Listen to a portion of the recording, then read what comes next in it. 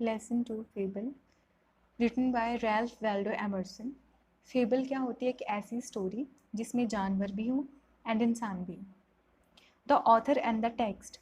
Ralph Waldo Emerson was an American essayist, lecturer and poet. Ralph Waldo Emerson कौन थे? America के लेखकार, teacher and कवि थे। His famous poems include Concord Hymn and Brahma. उनके जो फेमस वर्क थे उसमें से कौन कौन सी पोएम्स आ रही हैं? कॉन्कर्ड हेमन, जिसमें उन्होंने बताया कि कैसे कुछ लोग सारी नेशन की फ्रीडम के लिए लड़ते हैं, एंड ब्रह्मा। ब्रह्मा कौन है? हिंदू देवता। इस पोएम में उन्होंने बताया है कैसे स्पिरिचुअल वर्ड जो है वो फिजिकल वर्ड से ऊपर है। The poem describes a conversation between the squirrel and the mountain. ये पोएम क्या बताती है? कविता क्या बता रही है हमें? ये बातचीत बता रही है गिलहरी एंड पहाड़ी के बीच में। The squirrel points out that in this world every being. Squirrel क्या पॉइंट आउट करती है कि इस दुनिया में हर कोई व्यक्ति, लिविंग और नॉन लिविंग, चाहे वो जीवित है चाहे वो जीवित नहीं है, बिग और स्मॉल, चाहे वो बड़ा है चाहे वो छोटा है, have their individual reasons for existence. उनकी खुद की क्वालिटीज हैं जिस वजह से वो इस दुनिया में रह रहे हैं। Read the poem. The following the mountain and the squirrel had a quail.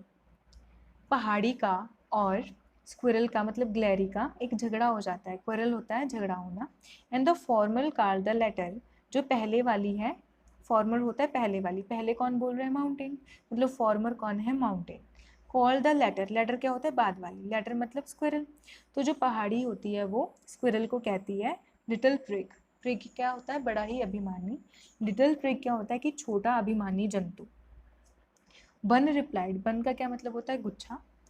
तो गुच्छा रिप्लाइड का क्या मतलब है यहाँ पे? कि गिलहरी रिप्लाई करती है you are doubtless very big, कि इसमें कोई शंका नहीं है कि तुम बहुत बड़ी हो। ये चीज़ वो पहाड़ी को कह रही है कि पहाड़ी तुम बहुत बड़ी हो।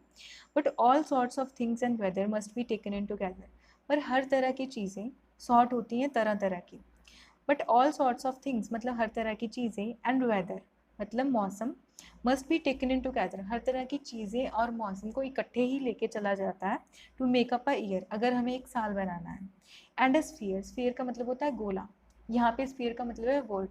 अगर हमें सारे वर्ड को बनाना है तो किसी एक चीज़ को लेके नहीं चला जा सकता, मतलब सारी चीज़ों को लेके चलना पड़ेगा।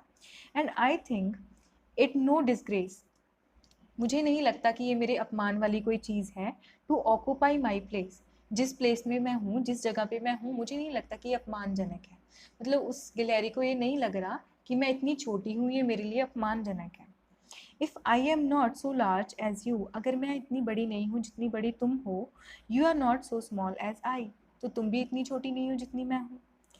And not half so surprise, और मेरे से आधा भी तुम एनर्जेटिक नहीं हो। स्प्राई होता है एनर्जेटिक होना, एनर्जी से भरपूर होना, फुर्तीला होना। मेरे से आधी भी तुम फुर्तीली नहीं हो। I will not deny you make a very pretty squirrel track, मैं इस चीज़ को मना नहीं करूँगी कि तुमने बहुत ही अच्छा स्क्विरल ट्रैक बनाया है, मतलब गिलहरी के चलने के लिए रास्ता बनाया है। माउंटेन है, उसके ऊपर रास्ते तो होंगे ही। तो वो कह रही है स्क्विरल कि मैं इस चीज़ को मना नहीं करूँगी माउंटेन, कि तुम्हारे ऊपर बहुत सारे रास्ते हैं और तुमने गिलहरी के चलने के लिए एक स्क्विरल ट्रैक बनाया हुआ है। टैलेंट्स डिफर, तुम्हारी और मेरी योग्यताएं अलग अलग हैं।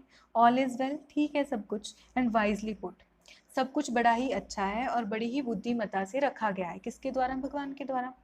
If I cannot carry forest on my back, अगर मैं जंगलों को अपनी बैक पे नहीं ढो सकती हूँ, neither can you crack a nut, तो ना ही तुम एक अखरोट को तोड़ सकती हो। अगर मैं जंगल अपने ऊपर नहीं लेके चल सकती तो तुम भी एक अखरोट को नहीं तोड़ सकती, क्योंकि माउंटेन के ऊपर जंगल होते हैं तो माउंटेन जंगल को लेके चलती है, और जो गिलहरी होती है वो अखरोट को तोड़ने के लिए प्रसिद्ध है।